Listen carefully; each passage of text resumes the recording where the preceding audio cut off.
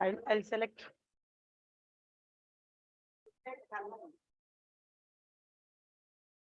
Let this start. I let this start. I will do. Yeah, hello, welcome back to Botany first year class students. So yesterday because of some technical issues, I stopped in between. Okay, so the same concept I'm starting now. Okay, with the one what we have stopped as the hydrophytes. So the types of hydrophytes I said, and the morphological adaptations I said, and the anatomical adaptations, there was the disturbance in the video. So sorry for that trouble. So we are rectifying that part today. Okay. So again, I will brief you about this. Morphological. Again, I will just say how to write these answers. Morphological and anatomical adaptations.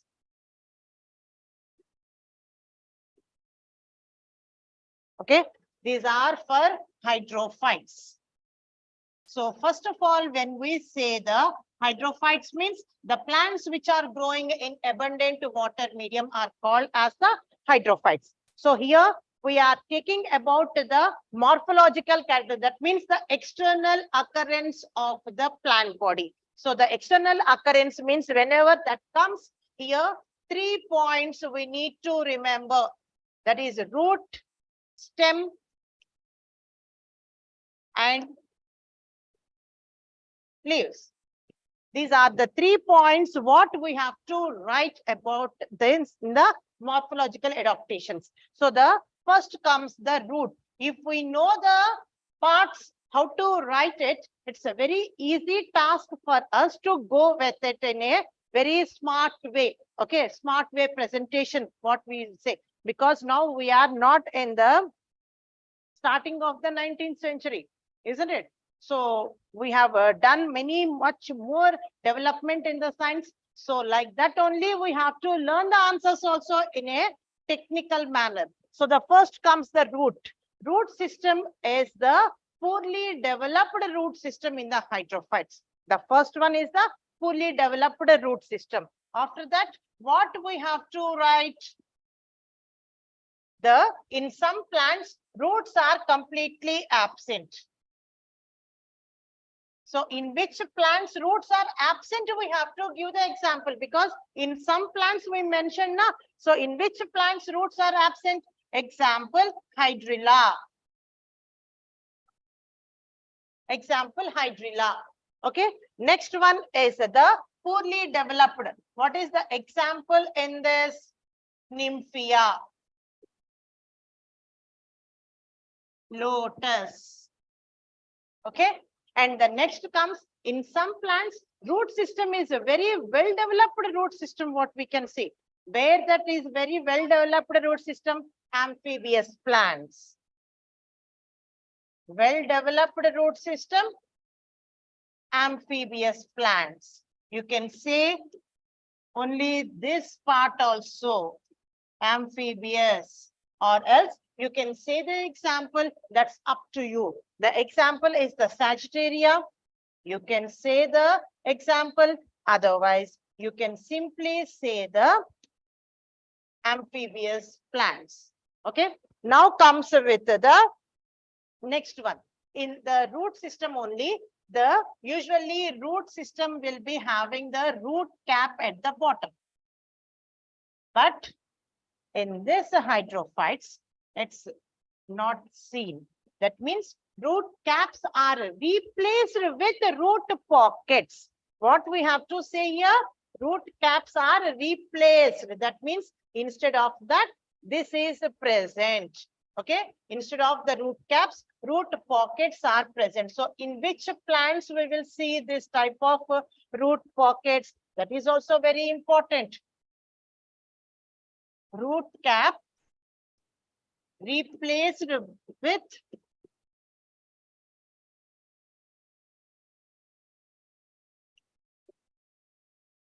root pockets.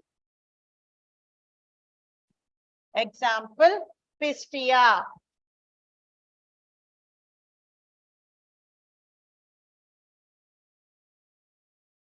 So remember, this plant name is very, very important in the complete botany. Wherever you will go, that means just like a hutch dog, it follows you. The plant name, Pistia. In degree or anywhere, we have to remember this Pistia word. Okay, and this is the one which is seen in the first type of the hydrophytes, that is free-floating hydrophytes, the Pistia, where the poorly developed root system can be seen, and even the root pockets are also can be seen in the Pistia. Okay, and in the amphibious plants, usually the root system is adventitious root system. In the hydrophytes, adventitious root system can be seen. Example, Vallisneria.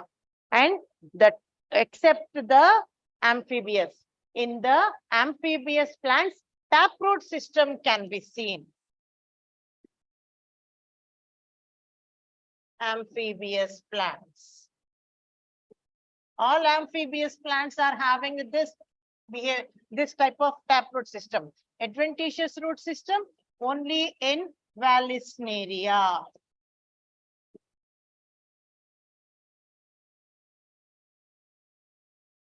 Okay. Now comes with the stem. Now the root system is, we have done with all points in the root system. Now comes with the stem. Stem is how the stem should be. Stem should be green, erect. Okay. This can be seen only in the amphibious plants. Erect stem.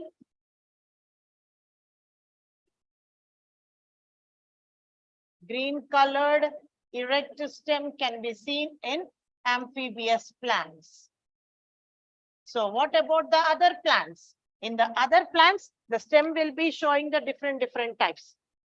In the Pistia, stem is subaerial stem modification offsets. Like that only we have to write over here. Okay.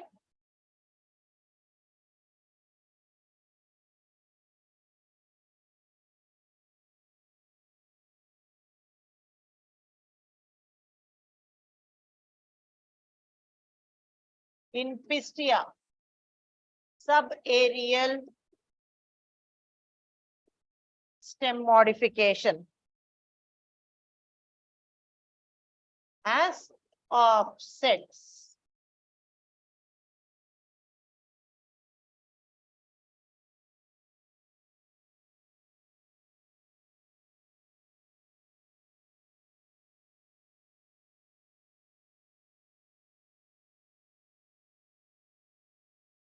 Okay, offset.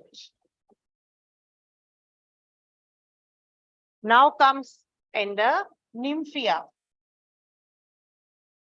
In nymphia, the stem is underground stem modification. Underground stem modification as rhizome. As rhizome. So like this we have to write. And stem is very small. That in the Vallisneria. Now comes this much only we have to write. Now comes with the last one, leaves. And leaves are again of the differentiation we can see in the different plants. So usually leaves are having the petiole, large leaves, aerial, okay, which are present on the stem. That is in the leaves, the green leaves are green in color, petiolated,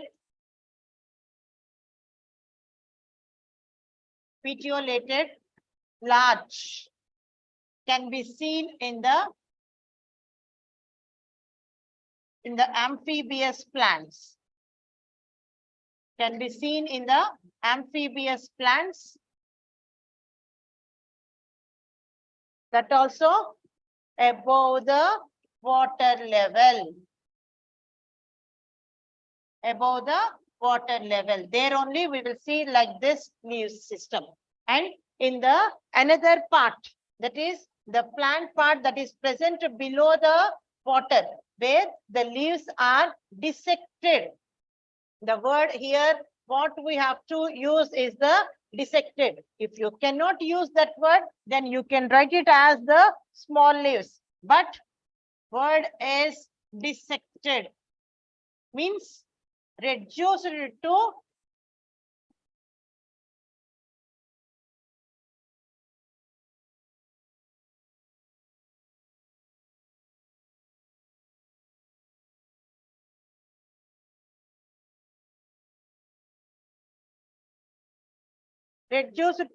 small grass-like occurrence. That is the dissected leaves, what we will say. So we have to use some specific words over here. That is the dissected. Okay. And otherwise, if you don't know this word, then you can write it as small. Otherwise,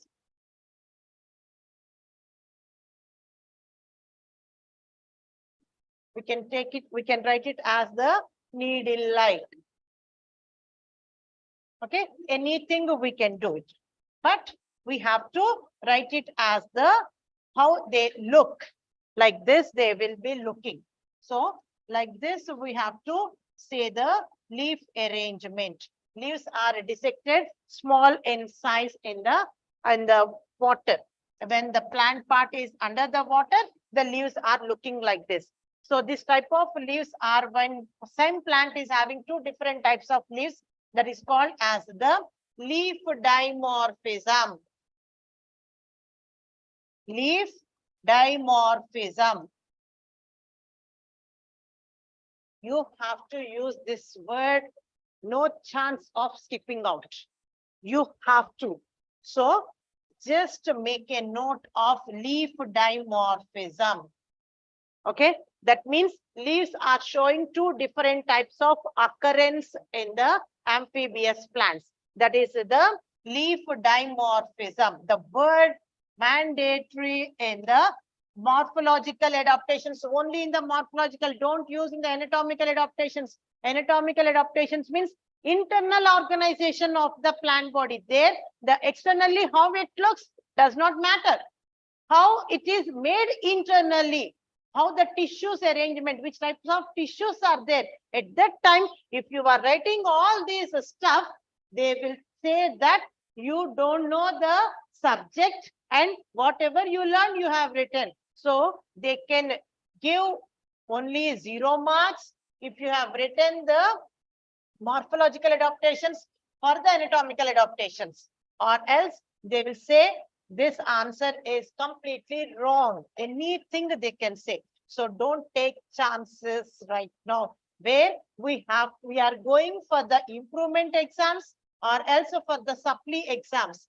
So whatever may be the exam, where we need to get good score, our aim is to get good score. So don't never forget the aim at any cost. Write on the wall that what is your aim, which type of marks you want to get. Every day, wherever you will see, where you will see in the morning, the first wall, there you have to paste it, not in the kitchen. Okay, not on the roof of the washrooms. Only where you will see for the first time and all the time. There, if you write that type of captions, that means what is your goal and how many marks you want to get. Every day you have to inspired by that things, those things, and you have to do the work hard. So here, don't think that lecturers are putting pressure on you to read. Your ambition, we are reminding you every day. Instead of your parents, we are remembering you. We are reminding you, not remembering, we are reminding you. Do it, do it, do it, do it. Once we are saying, someone are saying every day, we feel that why they are saying and why they are harassing us. It's not the harassment actually. It's a reminding, just like the alarm in the smartphone. Will you say that a mobile is harassing you by reminding the alarms, otherwise the notifications? No, no. Why? Because we want it, we love it. So same thing for the studies and for the lecturers. If you have a good thought, then you never say that lecturers are forcing you to learn the things. We are not forcing. What is your aim? Every day we are reminding you, like that we are reminding your parents also, because at the last moment they will woke up to make the things to be happen perfectly within 1 week time. Nothing can be done like that. If we want to build a 5-story building, then something has to be done. Groundwork should be done 6 or 8 months. Only the groundwork, that is the planning and taking the permissions and from the municipal corporation, that is a different one. I'm not talking that. Only perfect planning with the financial things, and to which builder we have to appoint, otherwise we have to give the grants for the builder, and how many flats in one floor, otherwise how many portions in one floor. Everything we should have a clear plan. For that planning, it takes, if you are a gem, it takes nearly 6 months time. If you are not working on the work properly, then it takes 1 year time, only the groundwork. That means where you have to come to the conclusion. Like that, the same thing. Why I have given that building? Because we know that. We will say that by sitting over here, by saying the constructed building, that builder does not have the brain, as if we know everything. we don't know. But we will, is it to blame anyone? Na? So we'll say the builder does not have the brain. How he is using the bricks, so cheap bricks. If you give the good finance, then the builder will use the good bricks. Na? But that means you are lacking with your financials over there. There, within that limit only, he has to buy that things. So he will use the cheap material only. Like that here also, when whatever we are saying, when you are not preparing properly, then nothing can be done and we cannot get our goal.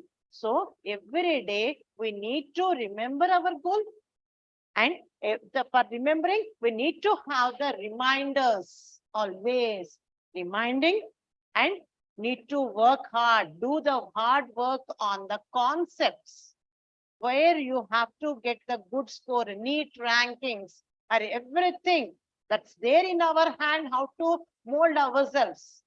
We are the fire, we are the iron, and we are the sculptures to make ourselves. And to do that, the faculties will guide you how to do yourself.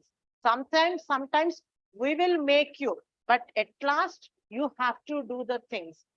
Okay. So here also same thing, leaf dimorphism, that type of words, whatever I'll say, those words has to occur in the IP exam. Like that only. No change, no compromise over there. I won't compromise with a few words, what you have to write over there. Okay, and the leaves in pistia. How the leaf arrangement in pistia? This is the rosette arrangement. Rose petal-like leaf arrangement can be seen in pistia. That is the rosette arrangement. And the next comes with the nymphia. In the nymphia,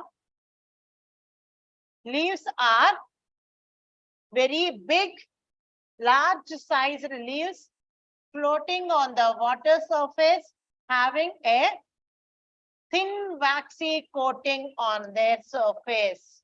That is a lotus leaf. Okay, so like this, we have to write about the different types of the leaves. And the leaves in Vallisneria, that is the submerged rooted plant. In that, ribbon-shaped, long ribbon-shaped leaves are present in Vallisneria. Like this, we have to say the different examples. Again, leaves are reduced leaves in hydrilla. So like this, we have to give the occurrence of the root, stem, and leaves in different parts, in different plants in the hydrophytes with the examples. Now now we are going to discuss about the anatomical adaptations of the hydrophytes. Anatomical adaptations means the internal structure, that is the how the tissues and all other things are present in the hydrophytes. Anatomical adaptations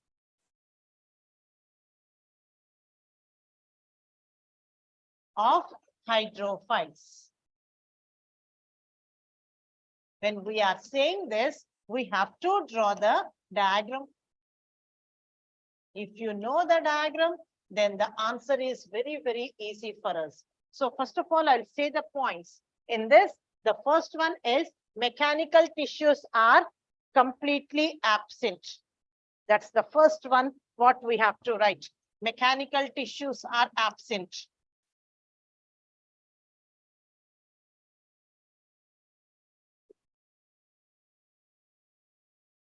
Fill up the sentence. I'm not writing the complete sentence. Mechanical tissues are absent. That is the first one.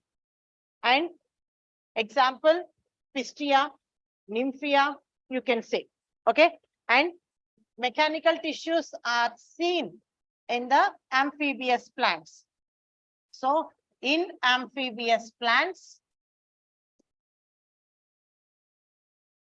mechanical tissues are poorly developed.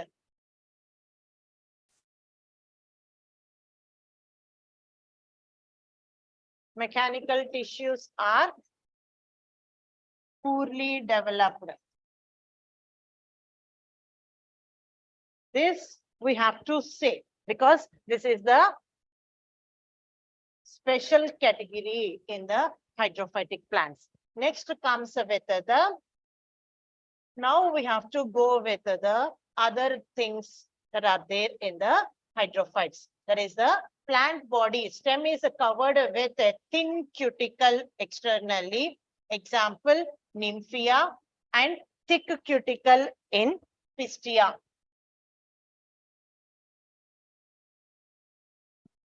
Thin cuticle in nymphia leaves. Okay, and thick cuticle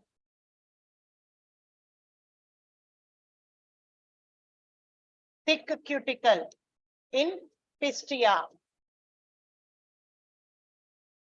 In pistia. Next comes the, in the stem, hypodermis is made up of simple parenchymatous tissue.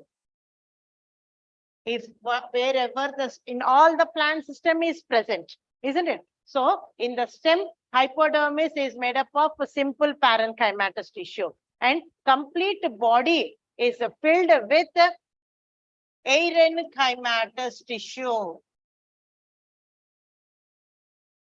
Otherwise, we can say aerenchymatous tissue is more in the hydrophytes. So what is the importance of this? This helps in buoyancy, in free-floating plants, and in submerged suspended plants. Example, pistia and hydrilla respectively. Free-floating pistia, submerged suspended is hydrilla. So I have given two words and I said the two examples. Both are related. Respectively means the free-floating is pistia and the submerged suspended is hydrilla. Okay. And the next one is in the stellar region. In the stellar region, xylem shows cavity. Xylem shows cavity-like occurrence in the hydrophytes. Which plants we can say the best example here is hydrilla. We have to give the example. Same thing we are having in 2 marks. Xylem shows cavity in hydrophytes. Why? That means Why it is showing? Because there is no need for the plants to absorb and pump the water to the upper parts. So for that sake only, xylem shows a cavity, unnecessary for the plant to develop this tissue. So it says that why should I develop and why should I waste my energy in developing this tissue? I'll show a cavity. So that's the plant intention, very much clear in its duties. The duties which were given to the specific parts, that part has to do that duty at any cost. Whatever our parents will say to us, we'll try to skip off the work. But here, it's not like that. Plant parts has to obey the rules, no option. If not, that function is not necessary for the plant. Then it says that the tissue is also not necessary. That part is also not necessary. So it removes that part itself. So that much very clear in giving the functions and they're doing the functions by the specific parts. So here xylem shows cavity. Why?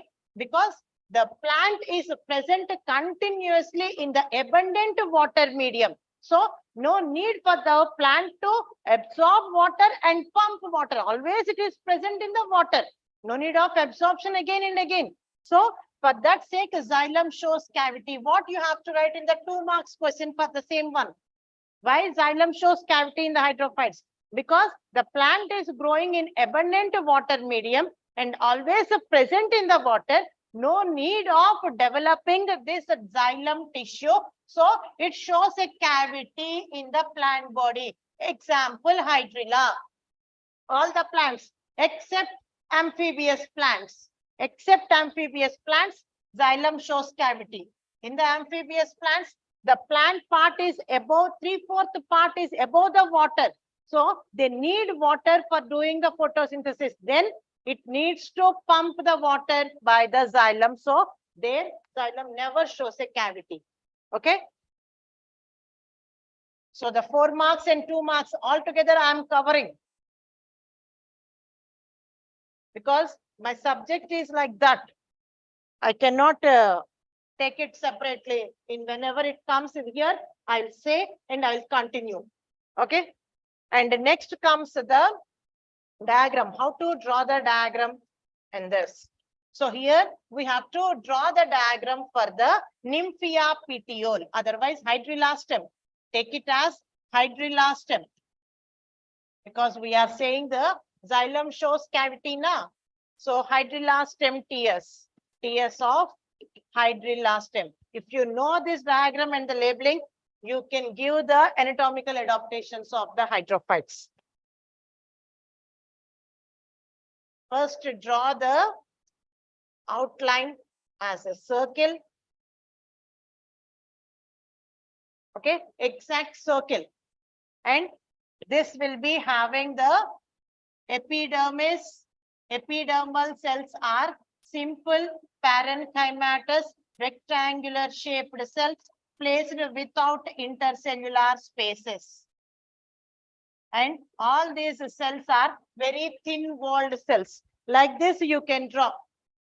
Okay. Now I am taking the different colors because you need to understand the differences between the cells. Next one is the hypodermis. Hypodermis is also made up of simple parenchymatous thin walled cells placed without intercellular spaces. Like this. Now comes the what we said already. Xylem shows a cavity. So first of all, in the center, show a cavity. Okay.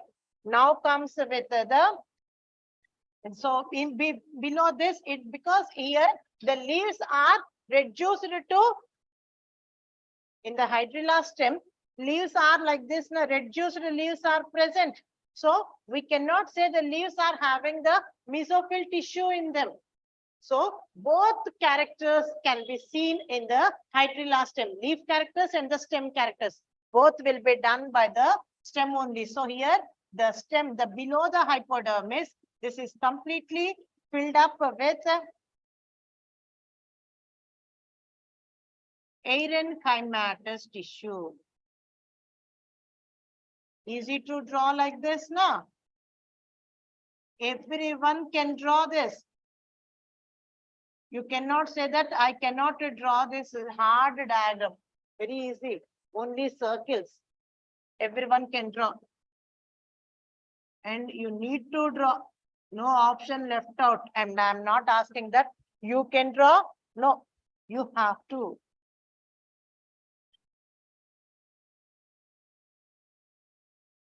That's it. Okay. And in this, chloroplasts are present. So put the dots.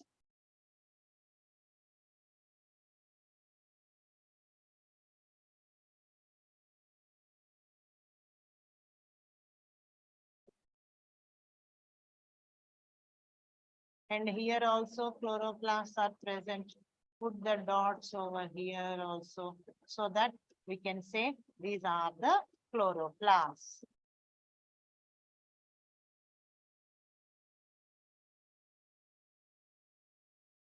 Okay, so with this, we have finished off this. And in between this, it is having the sclerites, which gives the support. That is the somewhat mechanical support. Sclerites will be present. Okay. Now we can give the labeling part. This is the epidermis.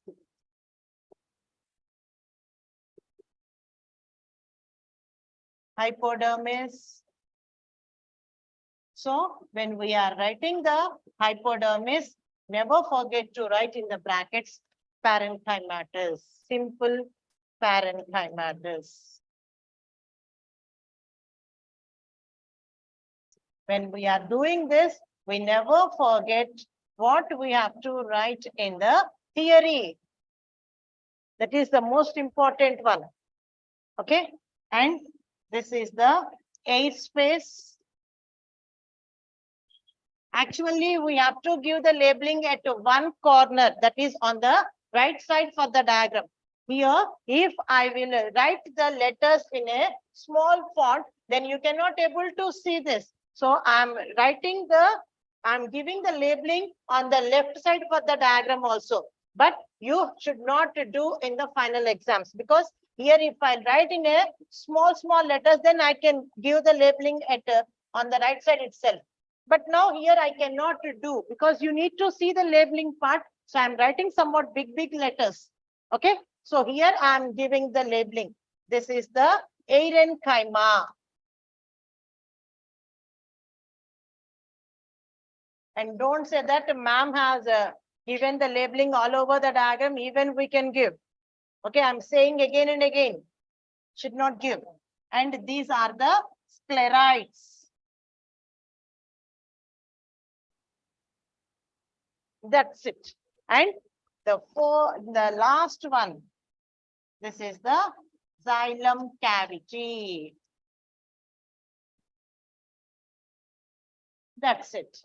With this, we can wind up. So all the things, whatever we have mentioned there, we can easily write in the theory also. That's the botany subject. Theory, diagram, both are running parallel to one another. If you skip out one, the train cannot go smoothly. Okay.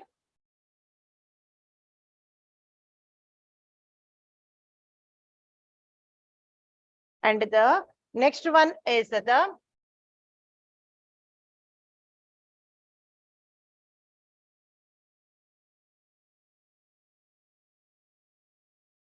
anatomical adaptations.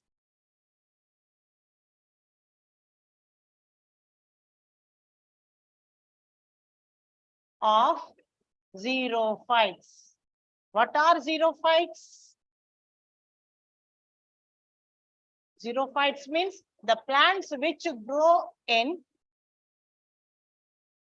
the desert areas, or else we can say the plants which are growing in the water lacking areas, where water is less. When the plants are growing in that area, those are called as the xerophytes. So how to say the thing further, that is the anatomical adaptation. That means internal tissue organization. Okay, so for this we have to, because why I have taken out this, when we have compared, when we have finished the anatomical adaptations of hydrophytes, then immediately I started this. There is a comparison between these two. What are the points you have to write? Only for the hydrophytes, only for the xerophytes. So there is no clash, so that you can easily go for the good preparation for the supply exams, otherwise for the improvement exams, where you can score 60 out of 60. And if you remember these same points again, it's important one for the competitive exam wise. So no need for us to prepare again and again. Once one concept we have done, that is completely fixed in the brain, that's it.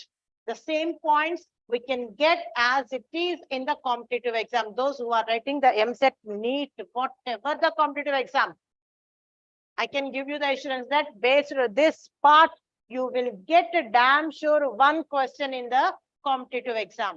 So well prepared now itself. So that's the one I said, goal. Goal should be very clear, where you have to get the good score in MSET or in NEET. Always when we are taking the BPC means NEET, if not MSET. Okay, so both the ones we have to get good score. That's our aim. Even in the IPA, same thing. Okay, once we have prepared for the subject means, we should not say that we didn't prepare for the IPA. Then in my subject, there is no special preparation for IPA. Whatever we are preparing for the competitive exam, same thing we can prepare, we can go with the IPA. Once we have prepared for IPA, same thing we will have in the competitive exam. So I won't accept that I have prepared only for the competitive and I don't know how to write for the IPA exams. You know how to make the sentence, concepts, you can frame the concepts in the sentences, that's it. We don't want any other history, behind history. That means 18th century onwards, we don't want the present concept only. So be prepared, and to whom you are talking about which topic, first make sure that and talk.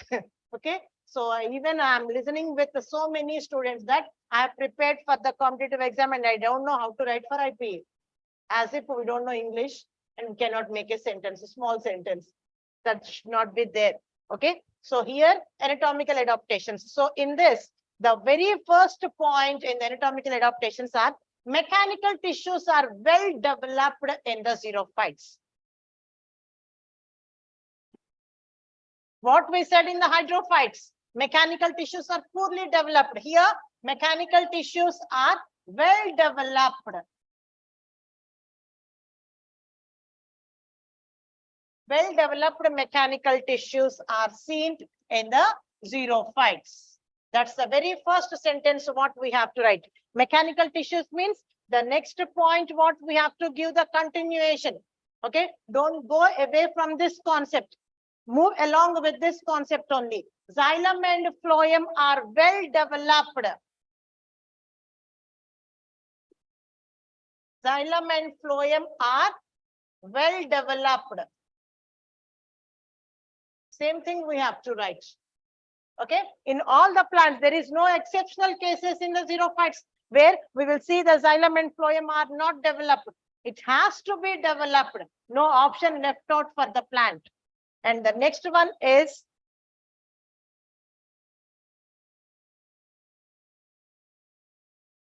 hypodermis is made up of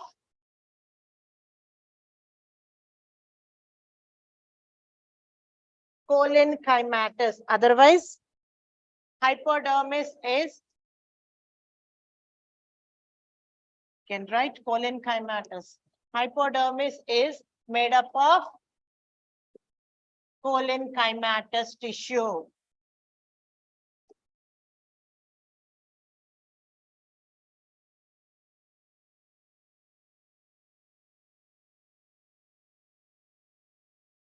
Cholenchymatous tissue. This is a mechanical tissue which gives the mechanical support for the plant body. So we were mentioning that mechanical tissues are well developed.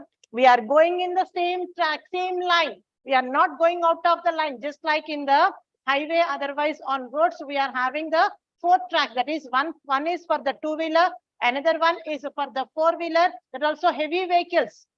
Heavy vehicles should not go just like in the two-wheeler line, isn't it? Like that, here also we are going in the same track with the mechanical tissues. Hypodermis is made up of collenchymatous tissue. That is the mechanical tissue only. So we have written the same point over here. Now comes with the next point, that is the root system. Okay. And what else we can say?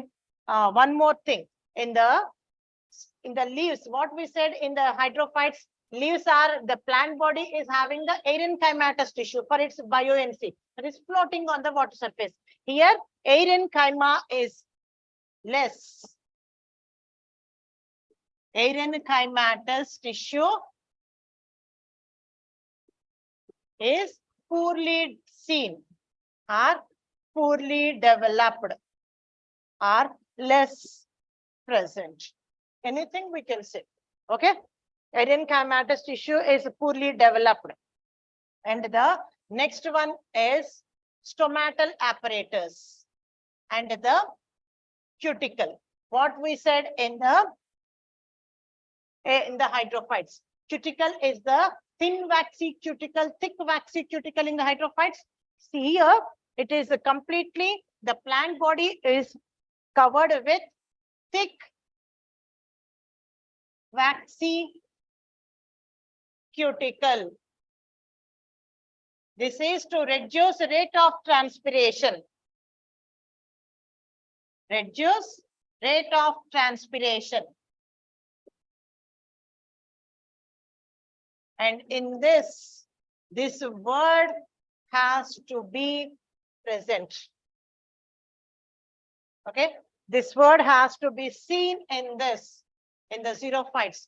Without this, we cannot say whatever you have written is the correct one. Some points are very, very targeting. Okay. So thick waxy cuticle is present to reduce the rate of transpiration. This word again, rate of transpiration, is very, very important. We have to mention. Okay. And the next one is the leaves, what they are having. The leaves are having stomata, isn't it? What is the importance of the stomata? Through the stomata, gaseous exchange can be seen, as well as what else we can see through the stomata? The water is going to be evaporated. That means water vapor is going to be removed from the, excess water vapor can be removed from the plant body. For both the purpose, only stomata. In the hydrophytes, stomatal apparatus are reduced. Okay. And here, stomatal apparatus, stomata are present in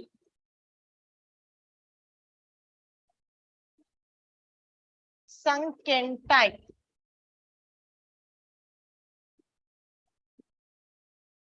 Sunken type. This is the, again, the most important point what we have to say in the xerophytes. Stomata are sunken type. This is to reduce the rate of transpiration again. Okay. And the sunken type of stomata means how they are present. They are present inside the mesophyll tissue of the leaf, so that it can reduce the rate of transpiration in the plant body. So what we said now, the same thing we can see in the diagram also. So here the diagram is the nerium leaf TS. TS of nerium leaf.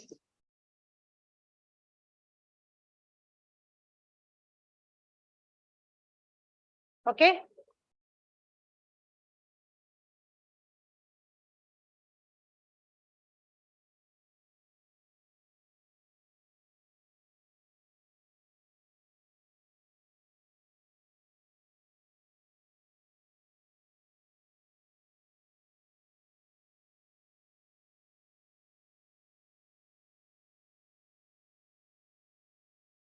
TS of nerium leaf.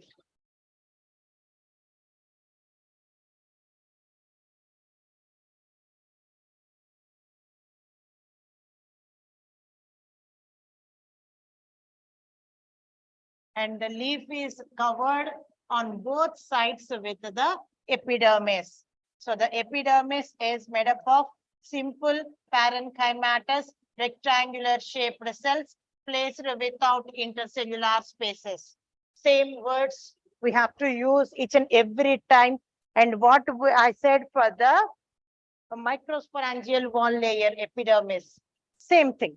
Okay, epidermis is made up of simple parenchymatous rectangular shaped cells placed without intercellular spaces, and it is covered with the cuticle.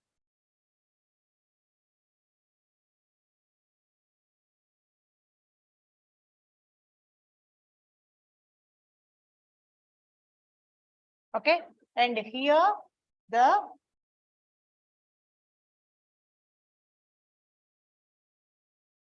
sunken stomata.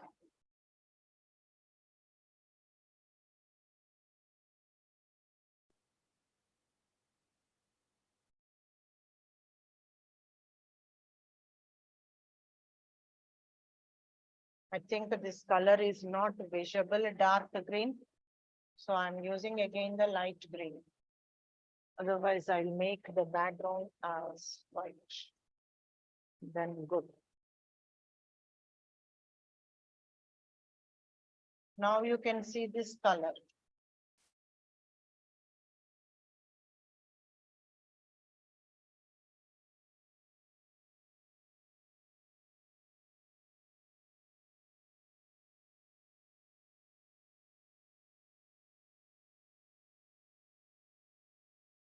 This is in the leaf mesophyll tissue.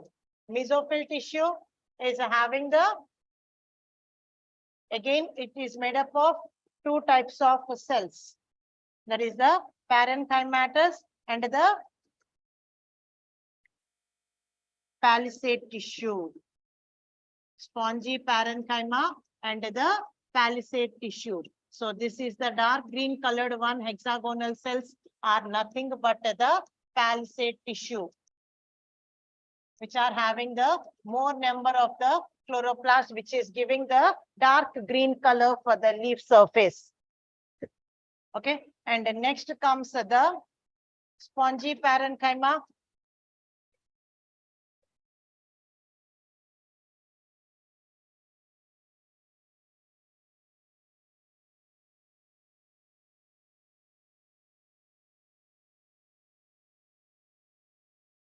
And before that, the central stellar region.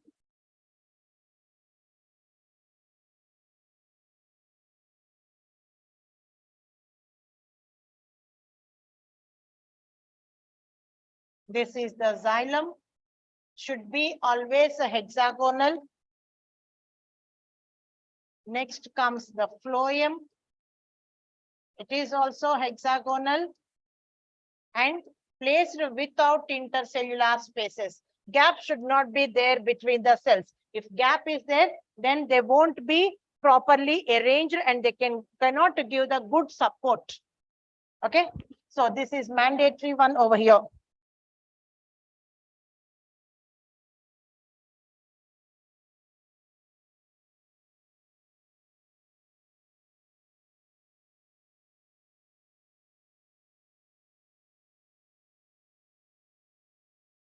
And now I'm drawing the spongy parenchyma. Spongy parenchyma is the circular shaped cells, otherwise the oval shaped cells, whatever may be. Okay. Things very fast so that it can be looking good as well as time can be saved for us. Don't go to draw this part only with a large, much more time consuming. The less time we need to consume. Okay. And the next one is the stomatal apparatus. For okay, here the stomata, sunken stomata. Sunken stomata means it is going into the mesophyll tissue, and there the stomatal apparatus are present so that they can reduce the rate of transpiration from the leaf lamina. So how Beautifully, they arranged themselves in the leaf. Look at this. Planning is perfect, isn't it? To reduce the rate of transpiration, their planning is perfect.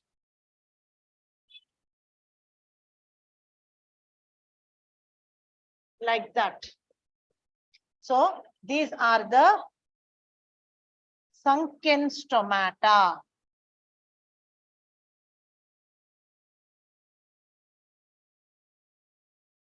Okay, what we said in the point, what we have shown, both are related. And these are the hair-like structures which will remove the hot air so that it's easy for the leaf to reduce rate of transpiration. Well planned. When it is making its cells, it's the perfect planning. And this is the cuticle.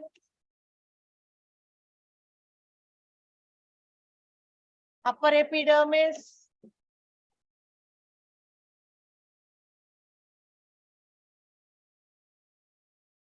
Spongy parenchyma.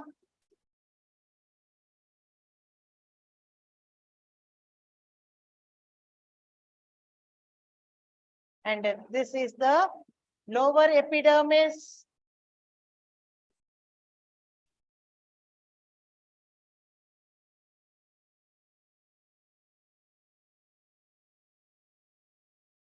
And this is the palisade tissue.